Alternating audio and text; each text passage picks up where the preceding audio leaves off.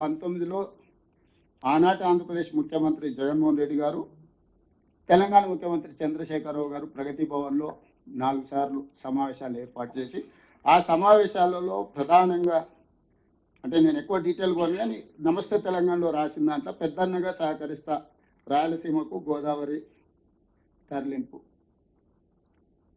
దీంట్లో ఏంటంటే పట్టుదల ఉన్న సీఎం జగన్తో ఇది సాధ్యం, రతనాల సీమగా మార్చడానికి సహకరిస్తాం, 2 రాష్ట్రాల అభివృద్ధికి చేస్తాం. ముఖ్యమంత్రి కె చంద్రశేఖరరావు గారికి నగరంలో అన్న ఇది తెలంగాణ ప్రయోజనాలను దృష్టిలో పెట్టుకొని ముఖ్యమంత్రి గారు కృష్ణా బ్యారేజ్ నుంచి శ్రీశైలం నుంచి అక్కడి నుంచి వస్తే తెలంగాణకు నల్గొండ మహబూబ్ నగర్కు ఉపయోగమవుతుంది ఆ ద్వారా చెప్పారు కదా. దానికి ఇప్పుడు ఇది పార్టీ మీటింగ్ కాదన్నా, ఇది అధికారుల మీటింగ్. దాంట్లో మేమందరం సహకరించడానికి తెలంగాణ రాష్ట్రం నష్టపోతుంది, దాన్ని సహకరించడానికి మేము వచ్చినాం. మరి మళ్ళీ రాజకీయం మొదలు పెడితే రాజకీయ ఉద్దేశమే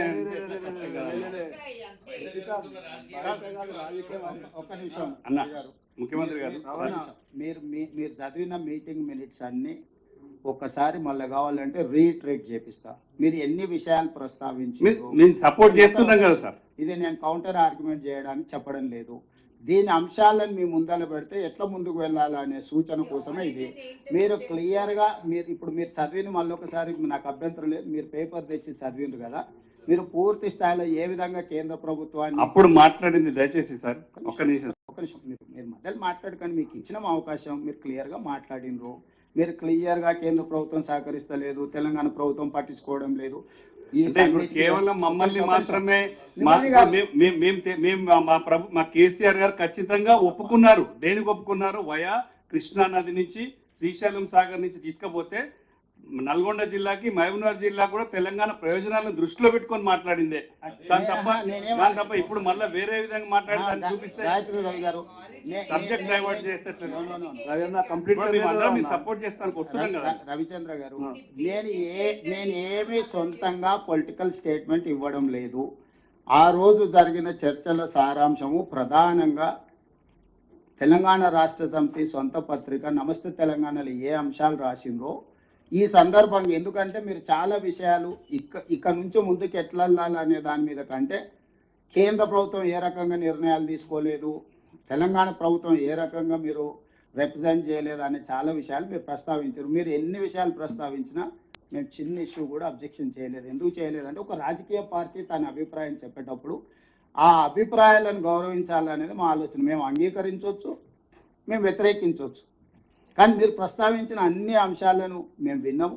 దయచేసి మీరు కూడా నేను మీ సూచనలు తప్పబడతాను. నేను కూడా ఆ సూచనల నేపథ్యంలో in light of this meeting ఈ సమాచారం మిగతా సభ్యులందరి దగ్గర ఉన్నప్పుడు మనం ఏ విధంగా ముందుకు వెళ్ళాలి. ఇప్పుడు మీ మాటల్లోనే చెప్తున్నారు గోదావరి జలాలను శ్రీశైలం అంటే కృష్ణా బేసిన్ అంటే రాయలసీమ. ఇప్పుడు దాన్ని తీసుకెళ్ళి దాన్ని అడ్వాంటేజ్గా తీసుకోవాలి.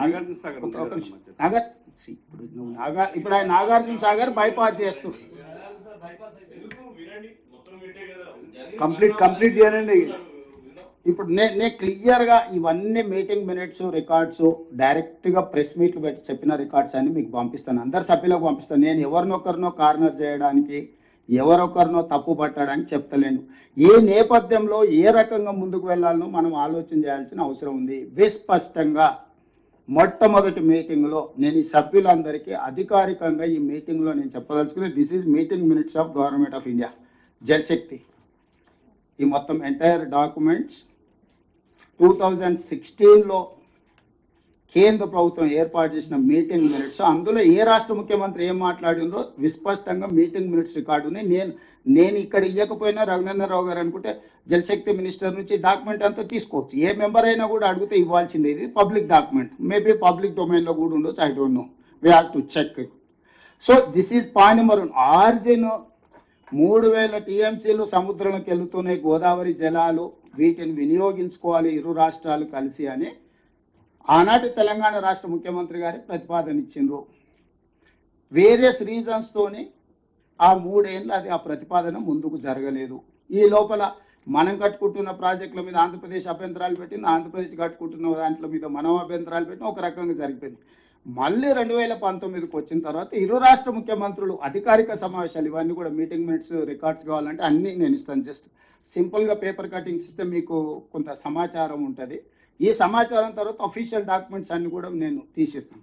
ఇందులో క్లియర్గా గోదావరి కృష్ణా జలాల సంపూర్ణ వినియోగం, నదీ జలాల వివాద పరిష్కారం, గోదావరి జలాలు శ్రీశైలానికి తరలింపు ప్రతిపాదనపై చర్చ, రెండు రాష్ట్రాల నీటి అవసరాల పంపిణీపై కేసీఆర్ దృశ్య రూప ప్రదర్శన, విద్యుత్ సంస్థల ఇతర విషయాల మీద కూడా వాళ్ళిద్దరు ఏ రకంగా మాట్లాడుకున్నారు, స్నేహగీతిక ఎలా ఉంది, ఇట్లా పత్రికలు రకరకాల.